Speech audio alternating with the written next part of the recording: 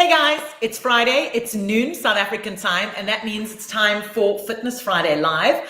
I'm actually on Fitcation in Johannesburg, believe it or not. Johannesburg, for our international viewers, or one of our main towns or cities, big cities in South Africa. And I actually spent a lot of time here after varsity, and I didn't realize what a big fit and active city it is. I come from Cape Town, which is known as the most active city in the country. But I think Johannesburg is quickly kicking Cape Town off the map. I'm Liezel, the nickname's Giraffe, so hence the giraffe t-shirt. And for those of you who are new to Fitness Friday, let me just tell you how it started. In lockdown, I was getting a lot of questions because I do all these crazy fitness activities. I'm not the fittest person, but I have the most fun when I'm out taking part in activities. I'm a participator. And people would ask me fitness-related questions that I couldn't answer because I'm not a fitness expert. I'm an enthusiast, but I couldn't answer your nutritional questions. I wasn't able to answer your lifestyle questions. I wasn't able to answer training questions. And I thought, why don't we do a Fitness Friday Live? And it's all thanks to Andrea McKinnon, who suggested this because she kept asking me all these questions as well. And I thought, why don't we get a guest every week? You get an opportunity to let me know which guest you'd like me to invite. And I host the guest live virtually, but it's not a conversation just with me. It's a conversation with me, the guest, and you. So you are able to ask the guest a question. I pose the question to the guest, and you can get your fitness questions answered as easy as 1, 2, 3, as easy as typing in a question in the comment section down below. We're live on Facebook and YouTube. It happens every Friday at noon South African time. And if you've just tuned in, a warm welcome. Hi, Robin. Hi, class in session. Hi, Joanne. Really great having you. And I want to jump right in because this next guest is one of my oldest friends in Cape Town. It's one of the first friends I made. And I think we met on a bicycle at a race once. And we've just hit it off because our passion for uplifting the community and just his enthusiasm when it comes to fitness and activities and his support in the community. He's done various fitness endurance events for various charities, for various organizations, and he's all about uplifting sport across every border and every level. And I'm so excited to have Elton Davids join us live on Fitness Friday. Elton, welcome to Fitness Friday Live. It's really great to have you as my guest today. And I'm going to do a proper introduction, but I thought I'll jump straight in and just say hi to you. So welcome. Hello, Liezel. How are you doing? I'm so good. We're normally based in Cape Town together, but this time I'm in Joburg. You're in Cape Town. And you're at the All My Sport SA head office doing the interview live from there. Absolutely. It's overcast here in Cape Town. Unlike there in Joburg, I assume it's perky weather there because you're sitting all short sleeve t-shirt and all. It is. Absolutely. So Fitness Friday, you heard the introduction. It's all about assisting and inspiring upcoming fitness enthusiasts and weekend warriors like you and me. And what we normally do with a Fitness Friday is to get to know you quickly. We have a quick fire Q&A and see how quickly you can answer some questions. So are you ready for it? Deep breath. I'm ready. Let's go. It's going to be rough, but let's go. Okay. Coffee or tea? Definitely coffee. Beach or mountain? Mountain. Trail running or road running? Tough one, trail. Okay, we'll leave it. Mountain biking or road cycling? Mountain. And your social media handles, because when anyone who gets asked about their social media handles, they forget. So what's your social media handles? Elton Davids _ Elton _ Davids _ on Insta and Elton Davids on Facebook. So there we have it, a quick fire Q&A with our guest, Elton Davids. And if you're watching via YouTube or Facebook, you're welcome to post your questions to Elton. He has an extensive knowledge, and you're going to get to know him a little bit better. He's got an extensive knowledge on a variety of things when it comes to fitness and training. And he's often the go-to guy with advice or a question or just a tip on something when it comes to cycling, running, or anything that's happening in the city or any event that's happening in South Africa. So please, Andrea, Renee, Kathy, Joanne, great seeing you, Robin. Please feel free to post your questions to Elton.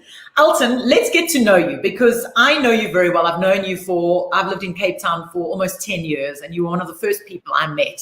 How did you get into your fitness field of just enjoying your workouts and enjoying your fitness activities? Sure, Liezel. It's a long journey. I started when I was 12 years old. I was a big fat little kid at junior school, and I got called Fatty Bom Bom. And for those who don't understand, it's a term of endearment by people, negative endearment of how fat you are. And people used to poke fun at me. And one day in the General Assembly at the end of the year, I stood there and I watched all these athletes go up and collect their prizes. And I thought, man, if I look across to my right, it is the Athlone Stadium. One day when I'm all grown up, that's where I want to participate. That is the biggest accolade one could have at that point. And I thought that next year I want to be on that podium. I want to be on that stage and collect a certificate of sorts for sporting activity. I knew very little about sport. And that was the end of the year. My parents live in an area called Athlone. Literally around the block is a sports field. For that entire December holidays, I ran non-stop. No understanding. There was no Google way back then. We're talking 83, 84. I mean, we're going way back. I had hair then, Liezel. There was no Google. I literally ran every single day, morning, afternoon, evening, just to drop my weight. I came back to school in January, and I ran away from everybody in a 50-minute and a 50-meter and an 80-meter sprint. And I then went on to be a Western Province athlete. And then at assembly, I got called up and said, massive transformation. The guy who used to be the guy in those days, we used to do an inter-house, which used to have novelty events like a potato race and a sack race. For those non-athlete people, you would have to do the potato race. And I walked away smiling because I had a blue and white jacket on as a Western Province athlete. And that spiraled me into my life. 35 years later, I still participate in sport. I still do fitness every single day of my life. You're absolutely incredible. I'm actually got tears in my eyes because the body shaming thing is quite big, and we're already getting questions coming through. Andrea McKinnon, if you don't mind, I am going to post your 2 questions live right away. Andrea, and I'm a big fan of Andrea. I've been following her journey for a number of years when she was still in high school. I've been body shamed myself, but I think some of it's because of social media, because I sometimes feel pressured. That's the first part. She comes back with a second part. Elton, in your opinion, what do you think one should do if they are body shaming themselves? So we often body shame ourselves. So there's 2 parts to this question. Andrea, a great question. I think the biggest challenge we find is that we compare ourselves to everybody else on social media, as you said. The first component is what happened to us when we were a kid. Were we negatively affected by people screaming at you, telling you fat, you're out of shape? Did your parents or people around you in your inner circle speak negatively to you? And that influences your self-perception of who you are as the first thing. So if you can build that concept and say, my base is I'm a great person, I'm a positive person, and do daily affirmations as to who you are and affirm that, yes, you don't have the best body, but you are striving to get to that point. I used to have a 6-pack. Now I've got a hidden pack. My favorite line is I'm now a fathlete and not an athlete, because I carry a little bit of weight and yes, I can still see my 6-pack and it's there, but it doesn't mean that I'm overweight. I'm comfortable in where I am because that's the space I'm in right now. And you need to be comfortable with who you are.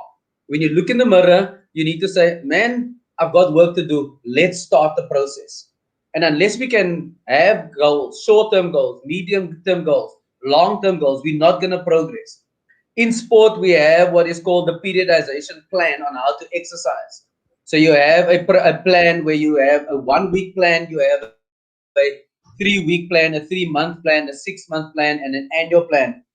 Unless we have that kind of concept and we build that, we're never going to succeed in terms of growing our sporting ability, number one, and we're never going to be able to change how we feel. You need to set short-term goals where you can reach them attainable goals within a week and have short wins. And that way you then build that opportunity to improve your own personal body shaming, because we're never going to be satisfied just by the nature of us being humans. We're always going to push and strive to do better.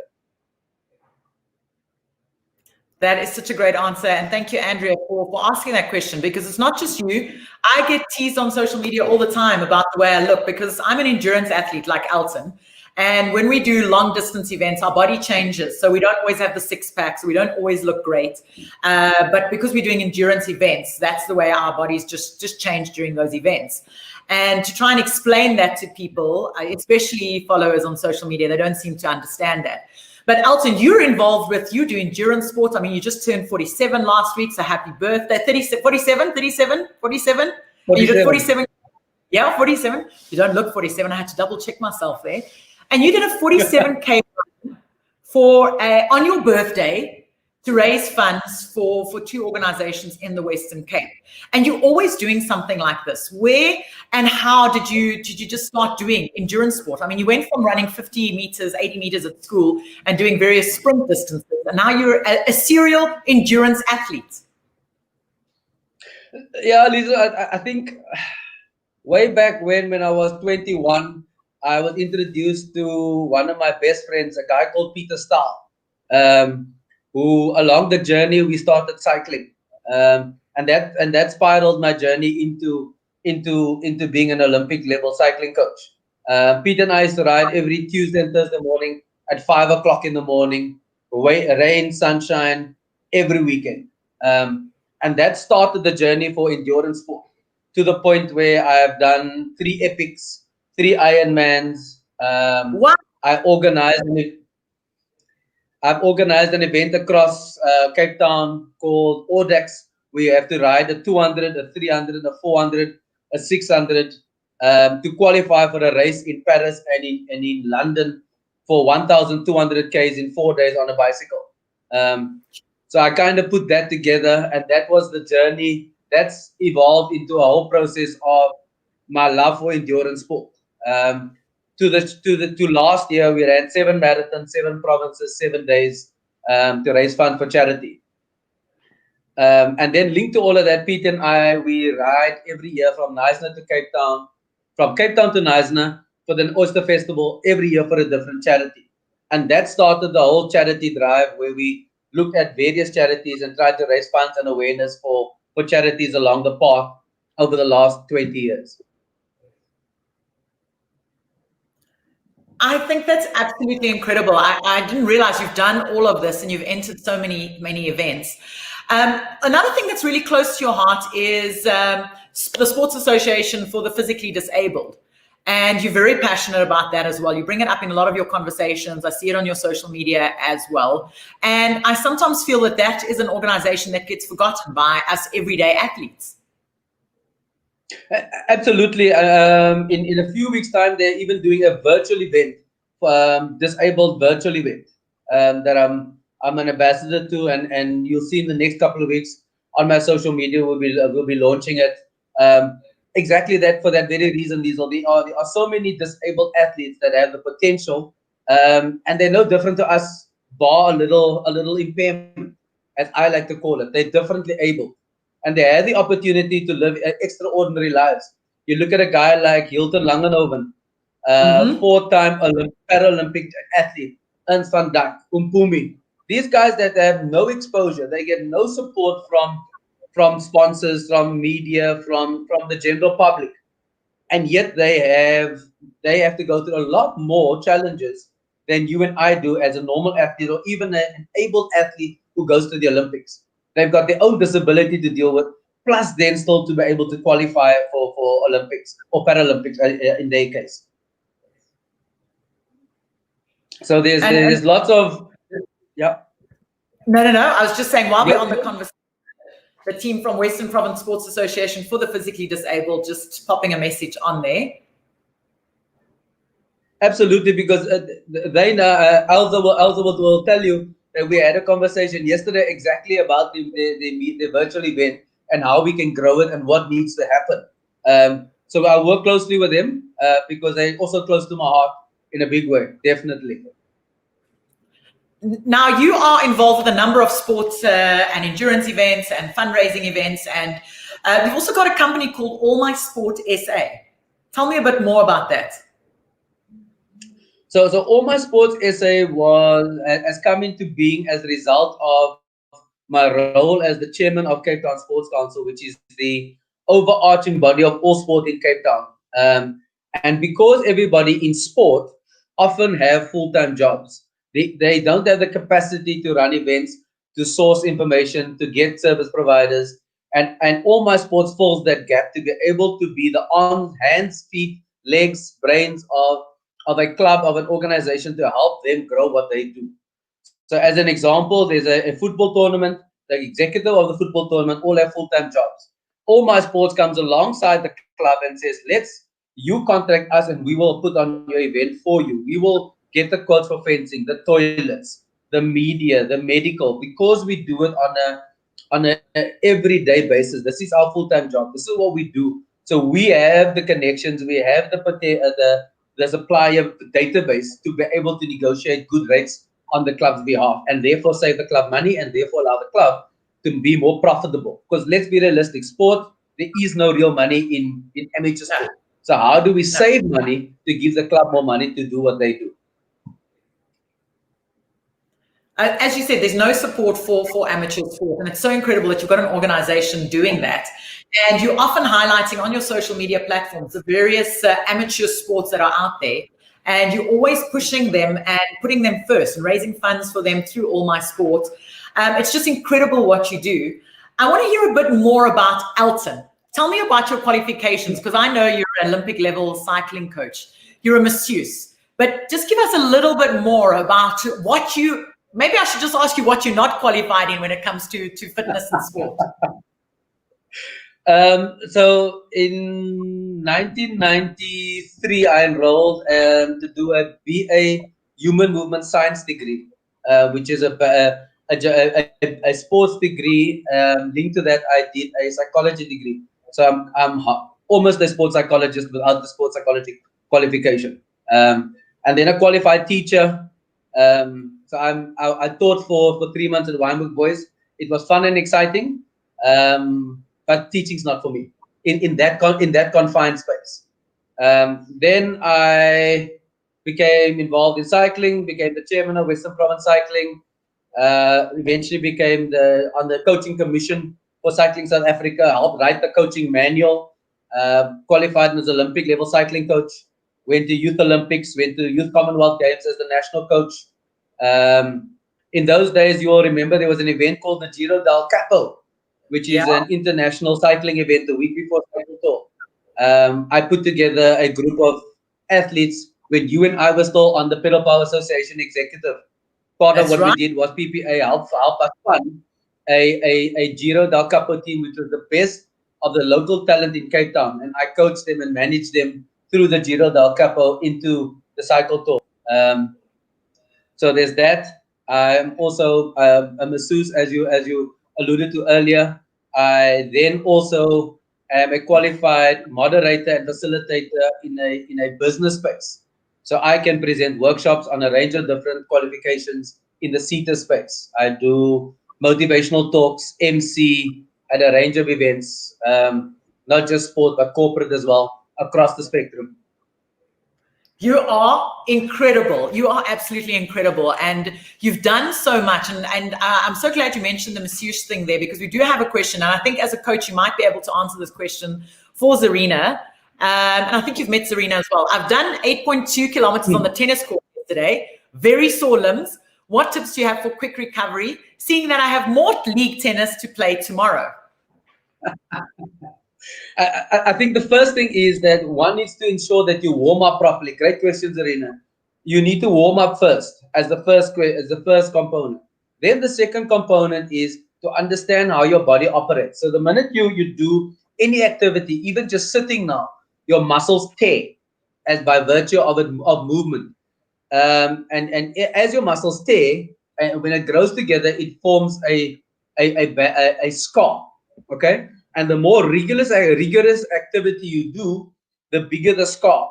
So imagine a piece of meat and stick a grain of salt in there. That is what they call lactic acid.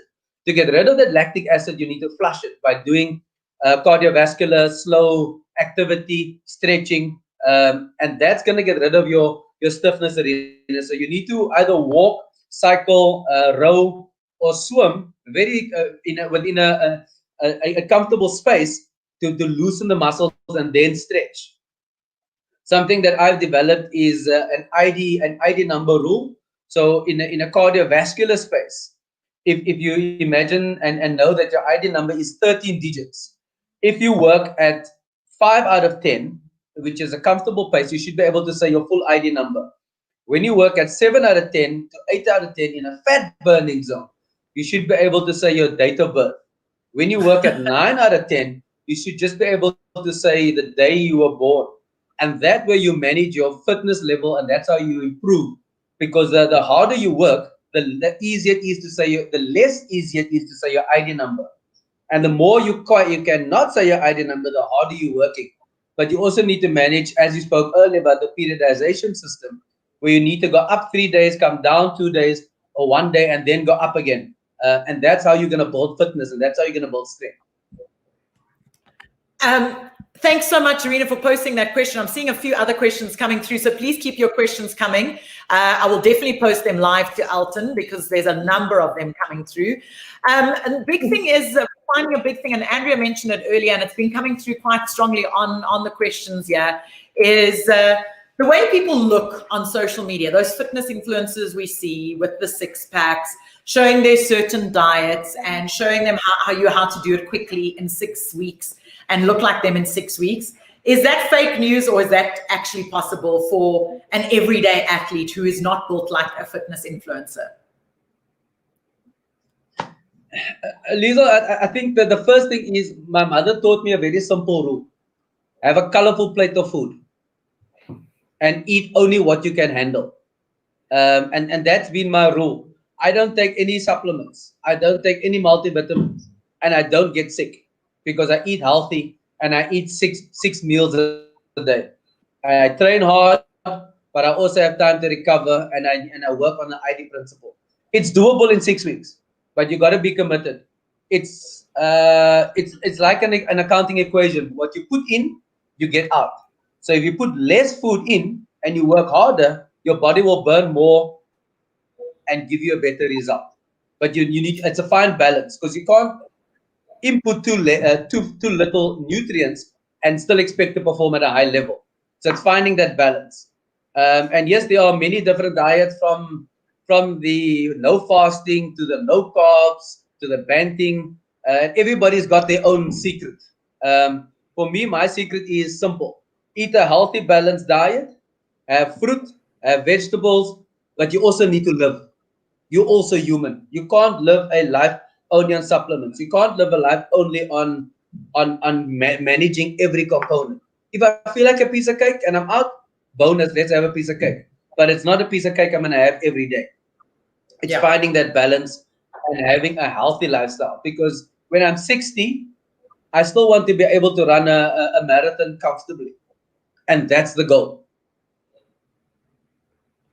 And that's it. You want to be aging healthily and being healthy. And everyone's fitness journey is different. So some people might take 6 weeks to look like that. Some people make 12 weeks. But it's not about looking like those designer models on the fitness supplement bottles. It's about it's about being healthy and your healthy self and looking good for the way you want to see, not comparing yourself. And it's really hard, but I see the world is moving more to the more realistic looking models and everyday athletes when it comes to showcasing the brands and stuff that are out there. Yeah, absolutely. I mean, you get your body is everybody's body is built differently based on your genetic predisposition. When you are 7 years old, the amount of fat cells in your body is determined. That's a fact. Physiologically, by the time you're 7, your body has multiplied all the fat cells that you have. It's how you grow those fat cells and shrink them that determine your body weight and your body size. because at that point your genetic system is built. So you're either a big skeleton or a skinny, tall, skinny person, and it's how you then develop and feed into that system to determine your ultimate body weight. As the first thing. The second thing is, how do we then grow and understand our bodies? And what's encouraging for me is that there are a lot more normal, in inverted commas, normal looking models, not these thin, Yeah. skinny people, or these big muscular guys that can barely put their arms next to the side because their biceps are so bulging. It's about a But healthy perspective. there's nothing wrong with that. Absolutely. But remember, if you're gonna if you're gonna bulk up, you need to maintain that entire lifestyle for almost a long time. Because the minute you stop exercising, your muscle atrophies and it becomes smaller and your body changes shape. What happens to the skin that has now grown because of your size? You need to take all of that into account. So yeah, it's definitely, I mean, what's encouraging is a company like Miladies that now has not only the skinny women as their models. You have a lady who's got a bit more size as a model, which is amazing to see. Which means our society is moving into a positive space of accepting who I am and how I am, but how do I improve to be a better version of myself? But now, funny, you've mentioned a clothing label, so a clothing, not a fitness label. So people like Queen's Park, Milady, Fashini's, all real life models. Have you seen a fitness brand that's doing that, that's showcasing authentic real life models and real life people? No, because the perception is still I must be lean, skinny to be an athlete, and that is my fundamental challenge. Is every brand still sees an athlete as a skinny person? I mean, on one of my Facebook friends and someone I've interviewed on my TV show is a young lady who's a biokinetician who's got a lot more muscle than me. She can deadlift 180 kilograms because she's a weightlifter. Yeah. And she looks much more muscular than me. Does that mean that she's not an athlete? You know, and it's what fits into that mold of her particular code of sport. An endurance athlete generally is a leaner fit, size wise. A sprinter has got bigger muscles because they need the short explosive power. Whereas an endurance athlete needs a leaner, skinnier body to be an endurance athlete, lighter over a long period to sustain the energy. And we need to understand where we fit in the spectrum in terms of what our sport offers and what we need to do to be the best at what we do. You may never be an Olympic athlete, but be the best at who you are for what you want, for your fit for purpose. Question coming through from Kathy saying, I used to be super fit in my 20s, my 30s. Now that I'm in my 50s, I'm struggling to find time and motivation to get my fitness going again. What advice can you give me to take the first step to get going again? And I know Kathy has a hectic job that doesn't allow her to get away from the house for longer than half an hour at a time. So what advice do you have? And a lot of people struggle with this, taking that first step, getting back into your fitness and trying to be what you were 10 or 5 or 6 years ago.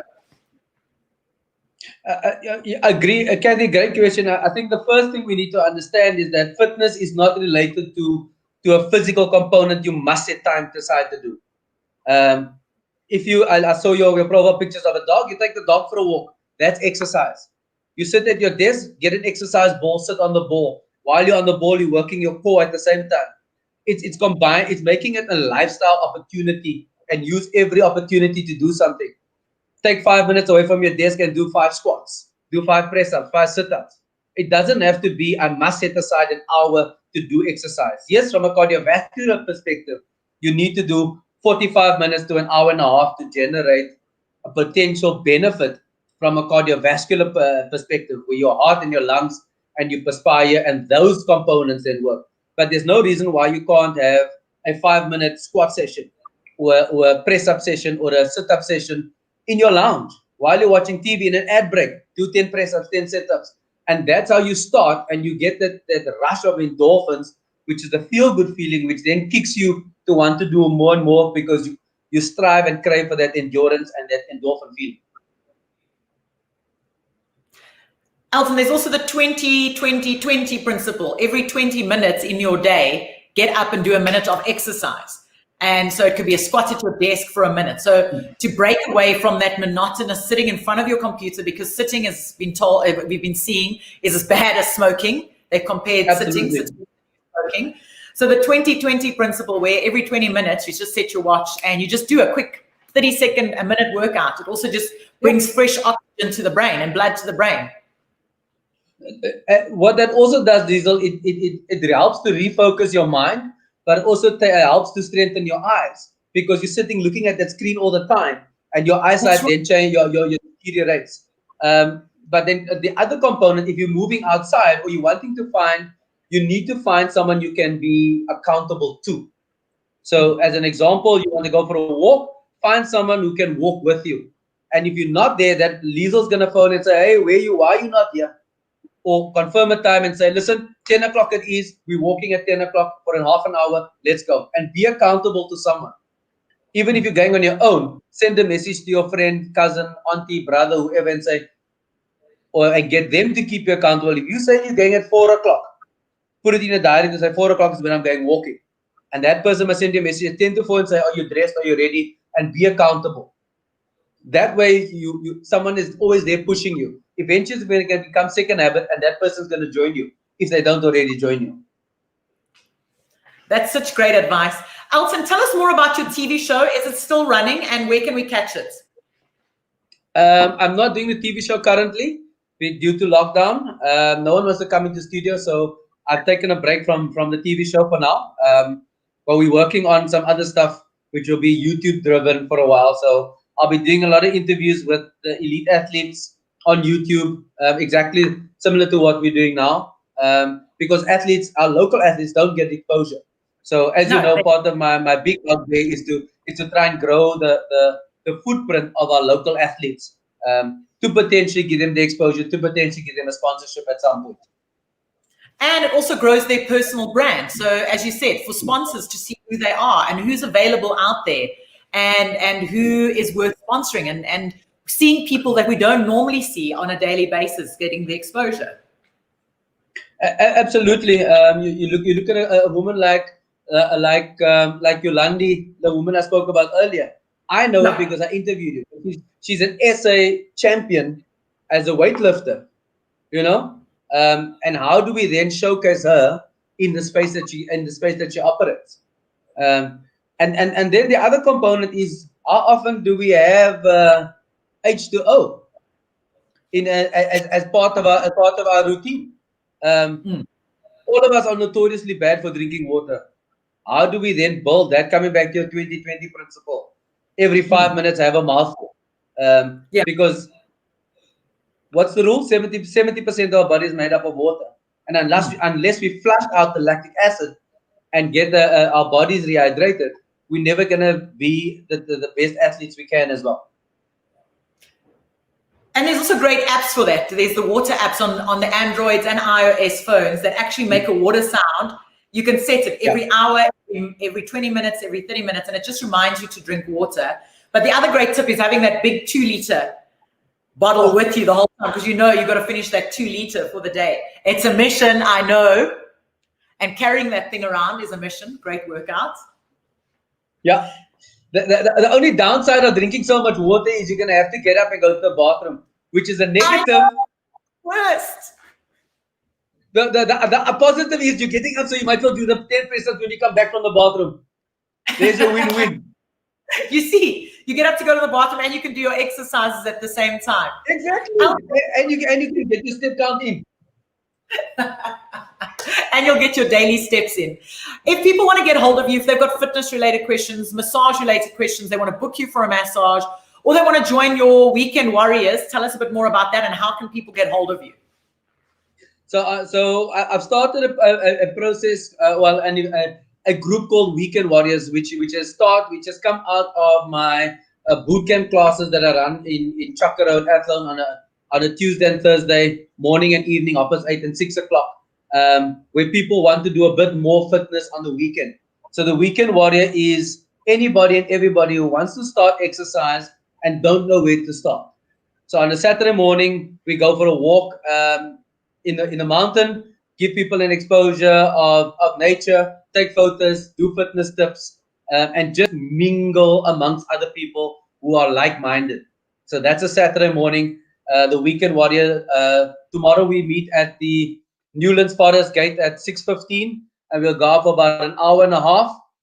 Will be a slow walk, so any fitness level is welcome. And then Sunday morning at 6:30, we will meet at and start at the Muli Point Putt Putt. There'll be a 5K, 10K, 15K, 20K, and there's a few people that want to do a 30K at different paces. We have the guy I spoke about earlier, Peter Stahl, will be there. We'll have my car, we'll have water, we'll have Coke, we'll have oranges, and we do a lucky draw because there are a couple of my clients who have businesses and given us some product and say, here's some product, let's promote what we do. So it's a combination of fitness, but also promotion of SMEs. Because I, as an SME, want to support someone else who's an SME. So people don't have the money, so they'll rather give product. So we have Kathy's Kitchen, which gives us date balls, bars, seed crackers. We have Rich Meats that gives us allow biltong and boereballs. We have great. Yep. We have Nestle that's come on board with the recovery milkshake, which I'm trialing on their behalf and getting feedback so we can launch it and make that big. And there's one or two friends of mine who have beauty salons who've given us vouchers for hands and nails. So it's and the simple principle is showcasing their business. So you now know that Berenice does nails. So when you need nails done, you'll ask me who's Berenice. Can I give me Berenice's number? Berenice then gets business, and that's how we grow our network, and that's how we support our local people. That is incredible. I really support it. I came down to see you when you ran with the group on Saturday, last Sunday. And it's just such a great group. I mean, I get very nervous and people don't realize this about me. When I get to a new group or a new fitness studio, I still have that gym intimidation, that fear of walking up to the group or fear of walking into a new gym. It's real. I do have it, even though every day I have to walk into a new gym because of my job. And I just arrived at the crowd and I was welcomed. People said hello. I had a mask on, so no one recognized me. So it wasn't because I was Liezel. That's who they are. They welcome you. Doesn't matter who you are, and you get included, and you get drawn in, and you get taken on the journey and the fitness journey with everyone. And I applaud you for doing that and putting this opportunity together to get like-minded people to meet each other and keep fit at the same time.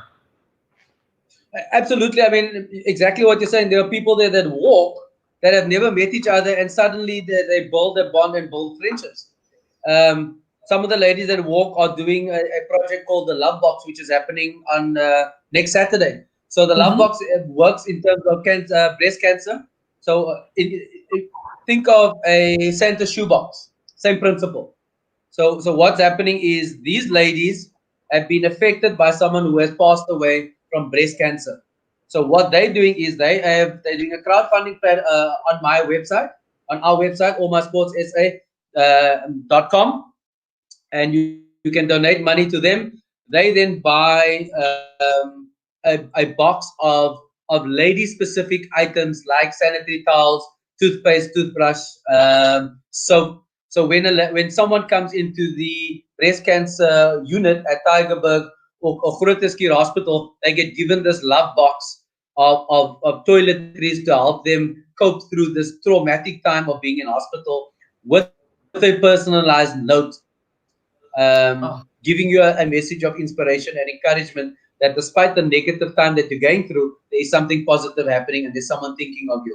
So the Love Box has grown as part of what we do, along with the Lily Bloom Home and a whole host of other charities that we work with. Elton, you're absolutely incredible. We want to find out more about these charities. I know you've got them on your social media pages and on your website. So just before we go, where can people get hold of you? Where can people find out more? And if anyone's got a question or a fitness-related question that you may not have answered today, where can we get hold?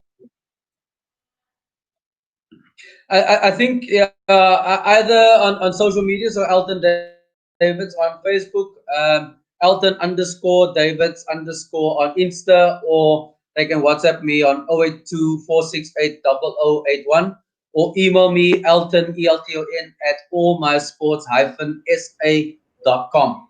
And definitely we'll come back to everybody as quickly as we can. Elton, it's been fantastic chatting to you. I did post the details down below in the comment section on Facebook. I will post it onto YouTube as well. Elton, thank you for your time. Thank you so much for just inspiring and motivating us when it comes to our fitness journey. It was really great chatting to you. Thank you for joining us. Thank you, Liezel. I just want to say one last thing, that we need to, from a coaching perspective and from an athlete perspective, we need to take into account the menstrual cycle of women when training. And I've been asked this question on numerous occasions. You and I have had this conversation. I know we've run out of time, but it's something that people just need to be aware that your cycle plays a pivotal role in. Say again? I said we've got time, so answer the question. Please explain. This is YouTube, it's Facebook. We can have as much time as we want. Yeah, look, you and I have had this conversation about the menstrual cycle. People don't realize how important the menstrual cycle is in your training regime. So the studies have shown that some women perform better in PMS versus others who perform worse during PMS. Because of the ovulation cycle, your body operates in a different space. So you're either going to have a lot more energy to be able to train harder during that period, but also there are others who are completely lackluster and completely have no energy during that period. And as an athlete and as a coach, you need to be able to understand that and work that into the training program, into the periodization plan, to be able to generate the best impact that your training has in your performance. And for me, that is a pivotal point which we as coaches don't take into account when we work with women athletes. I don't know if you or anybody else has had that challenge, Liezel, where in the first 2 days of your menstrual cycle, you actually have no energy because you either have cramps or you just completely flat. Whereas others spiral significantly, and that's their best training days in the cycle. And then you also have the converse happening, where the harder your body is trained, the less blood flow you have, and you may even have a menstruation where you don't menstruate because of the high level of your body's response to exercise, but also then because of the lack of body fat, your body then changes its routine, and the metabolic rate then changes on how to perform better.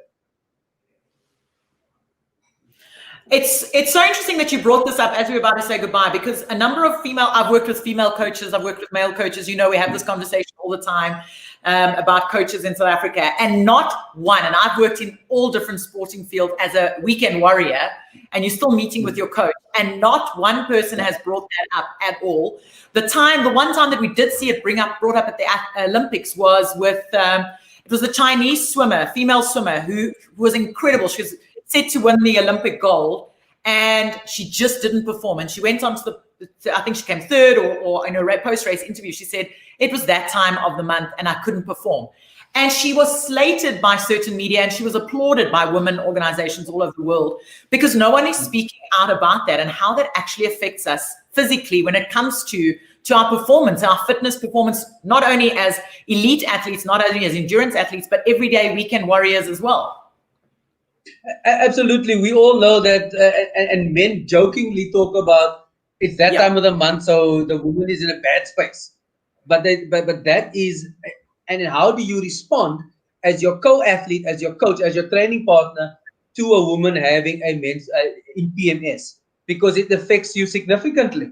It affects your body because of the ovulation cycle. And how do you then manage that to be able to perform better? Exactly what you're saying. There are lots of athletes that don't talk about it because of fear of ridicule or whatever else.